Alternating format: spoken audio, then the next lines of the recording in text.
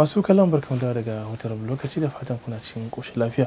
Malaka buje hutar lokaci muna magana ne har yau akan abin da shafi mata, na magana ne akan tarbiyya jinsiya, yadda mata ya kamata su fita ko kuma abubuwan da ya kamata su sani kafin su fita da abubuwan da ya kamata su yi domin kare kansu bi idnillahi ta'ala. To mun faɗi abubuwa guda 7 wanda muka ce duk matar da za ta fita ta kiyaye su, to wani ma ba zai ganta hayye sha'awa ta hanyar sha'awan kuma hayye tunanin ma bari ya mata fyaɗe ko ya mata ɗaukan amarya ko kuma ya biyo ta gida ya zo ya wa mijinta sata ba. Saboda ta rufe kwalliya, ta rufe tsiraici, bata yi wa muryar tasiran taka yadda za a ji daɗi ba, sannan kuma bata sa turare mai tashin kanshi ba. Sannan muka ce na 5 shine kar ta dinga gaisawa da maza, don wani har ya rubuta littafi akan waɗanda suke gaisawa da matan da ba nasu ba. Akwai matsaloli da yawa an haɗa hannun nan, sakonnin da yake shiga zuciyarta da zuciyarsa ba kaɗan ba ne, laifi ne babba. Yasa annabi sallallahu alaihi wasallam bai taɓa miƙa wata mata ba matarsa ba hannu sun gaisa ba, saboda a kiyaye wannan. Sannan ka a samu ikhtiladi. Ikhtiladi shine watakila asibiti zata ko kasuwa ko makaranta ko wajen aiki, to ko ina a warewa wajen mata zaman su daban saboda darajar su, kada kawai su dinga shakan warin hammata katti, a dinga cakuɗa su da katti suna shakan warin hammata su. Sai aka ce a ware maza daban, a ware mata daban. In kuma aka zo guri yayi kaɗan babu kujerar zama, to a ce maza su tashi mata su zauna, tunda su ne iyaye. Kowa kuma zai so a girmama babarsa ko yarsa ko matarsa, haka shi ma ya kamata ya girmama matar wani ko yar wani ko kuma babar wani. To sannan sai kuma abin da ya shafi khalwa. Ka gani, kada mace ta yi khalwa da musafaha da ikhtiladi da khalwa, su ne abubuwa guda 3 da ake so mace ta kiyaye in ta fita. Waɗancan ya shafe ta akan kanta, kada ta bayyana tsiraici, kada ta bayyana ado, kada ta bayyana rangwasa murya, kada kuma ta bayyana ƙanshin turare. Sannan ta fita kada ta gaisa da namiji, kada ta cakuɗa da maza, kada kuma ta kaɗaita da maza. Don an kiyaye waɗannan abubuwan guda 7, ai ba ma sai an je wancan matakin da ake cewa a koyawa mata ko kawa ko a koya musu, don na ga kasashe daban-daban. Yanzu misali abin da ya shafi daga cikin Chad zuwa sama, za ka ga mafi yawa ga 'yan mata da wuka. Ka ga budurwa za ka je zance amma da wukar ta aso saboda tsaro ka ga security abu. Ka gani, sannan na ga wata ƙasa su kuma suna koyawa mata irin self defense, irin abin da mutum zai kare kansa. Wasu gurare na laka a jikin namiji wanda da an taba ko an danna ko an daka za a raunata shi. Su kuma suna koya matansu da wannan saboda fyaɗe ya yawa, so da haka yanzu matan, to kuma maimakon matan su tsaya harkar fyaɗe su ko suna casa mazansu. An koyawa mace, an samu nuna mata illolin jikin namiji da guraren da yake da makasa da nuqatu ne na da'af dinsa, saboda haka an nuna mata cewa idan kika soki nan ko kika daki nan ko kika matsa nan ko kika fincika can, to namiji zai jigata, zai komai a hannunsa zai saki. To kuma maimakon su jira masu fyaɗe su zo, idan mijin ta bata mata rai sai ka dinga ɗauko maza a sume a wancan gida, ɗauko wancan ta sumar da wancan, wannan ta buge wancan. To kaga dole wannan sai an duba shi ma, koyawa mata amfani da wuka ko da makami ko nuna musu makasa na namiji, to kuma sai an yi taka tsantsan cewa yawa kasi amfani da shi kuma akan mazansu ko akan 'ya'yansu ko akan wani wanda faɗa ya haɗa su tare. A gani akwai wani bidiyo da aka dinga nuna wani mace tana kuka kuma tana naushin, tana ihu kuma tana duka, ƙarshe da ya ga dukan ya yawa ya fita, kuma kuka take fa, tana kuka wurshin shanji, hawa yana zuba, kuma tana ɗaukarsa tana nana shi da ƙasa. Duk wanda ya shigo ta zai ita aka daka. To kaga wannan sai an yi taka tsantsan wajen koyawa mata faɗa, don ba ɗabi'a su bace ba ma faɗa da hali. In aka kiyaye waɗancan, aka yi dokoki masu tsanani, aka ba mata kariya, aka ware su a inda ya kamata a ware su, aka aje su inda ya kamata a aje su, to da wuya ma wani mai ɗabi'ar fyaɗe ko mai ɗaukan amarya ya yi tunanin ma zai iya zuwa ya kama mace. To wani abin da muke cewa shine, in an ga yiwuwar cewa ana zaluntar mata musamman in sun fita, kuma gashi sun yi shiga su ta addini, sun yi ta mutunci, domin kowane addini ai bai da tsiraici a fito tsirara zindir ba. Kaga addinin kiristanci zaka ga waɗanda suke sisters da suke cikin coci za ga rigunan su irin namu ne har ƙasa, wasu ma saboda tsabar kaiwa matuka har ma takalmi ba sa sa dan kunna da yari da sarka da sun ce duk wannan shi ya halakar da mutane.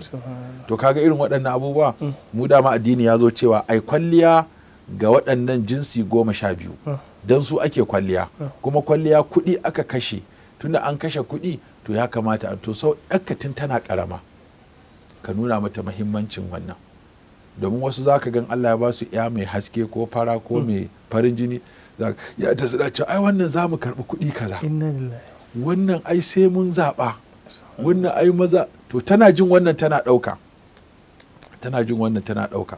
kuma sai a caɓa mata kwalliya a dinga fita da ita, tana ganin iyayenta haka suka fita, yayyanta haka suka fita, ita ma haka za ta fita, to sai ta saba.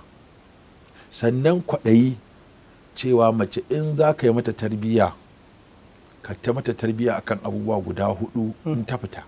Na farko, kada ta karɓa komai a wajen kowa, don sabawa mace kwaɗayi yana cin abin da yake jefa ta halaka. Wasu ɗalibai sun taɓa zuwa daga jami'an Bayero suka kawo min wani ɗan sinadari haka a cikin wata kwalba, suka ce malamin jiran nan kana wa'azi, shine muka zo mu nuna maka wani abu da ake wa mata yanzu a jami'o'i da manyan kwalejis na makarantu.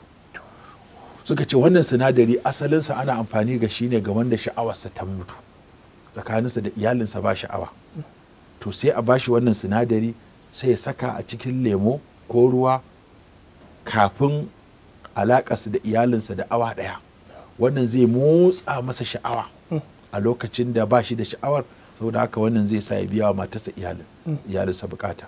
To sai samari suka siyo waɗannan sinadari.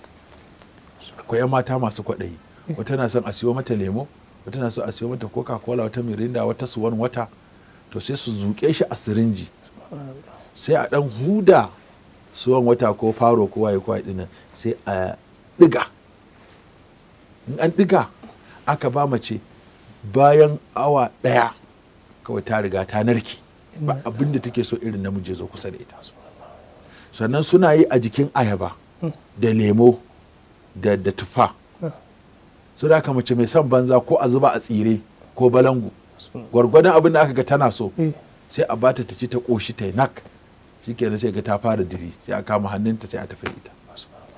To suka ce to a gargaɗi wato iyaye a kan su dinga garganta 'ya'yansu cewa ba kowa ne zai bata abinci ko abin sha ta karɓa ba, su dinga wadata 'ya'yansu da abin da za su ci su sha, kar su dinga fitowa daga da yunwa. Da ita mace ba a san a bata a cikin talauci, har ta buƙaci wani abu a waje.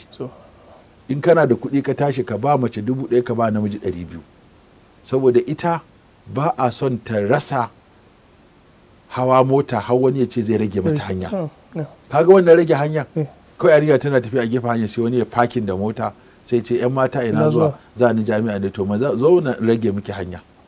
To kaga wannan mutum ya gargaɗi yarsa, kada wani ya ce zai rage miki hanya zuwa makaranta ki bi, kada wani ya baki abinci ko abin sha ki karɓa, kada wani ya ce miki da Allah 'yan mata ina zuwa, da Allah in ga wannan jakar, da Allah kai nan gidan, biki san ko gida ne ko ba gida bane, wani gida ne amma ba matan aure. Muku dama a Hausa muna kiran duk gidan da ba mace ba gida bane, sai ka ji an shiga talla ce ai nan ba gida bane saboda ba mace. To wani zai ce da Allah ya mata, da Allah sauri kike, da Allah in ga wannan sakon, da Allah kai nan gidan, mace ta riga ta ga an rufe kofa. To wannan yana da hatsari a nuna ma yara wannan. Sannan duk wani namijin da zai zo ya tsaye da ita, 'yan mata biki ji ba, kar ta tsaya.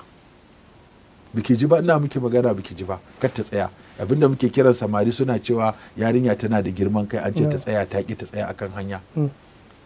Akwai wanda ya taba tare yarinya za ta tafi makaranta, ina zuwa ta ce makaranta za ni, to ko in rage muke, ta ce a babana ya ce in daina shiga motar kowa. A to ya kyauta, to ba ni lamba ki, ta ce ya ce in ba da tasa. Duk wanda ne wannan babana wanda ne lamba ba da ta babana, su fara yi magana da babana tukunna.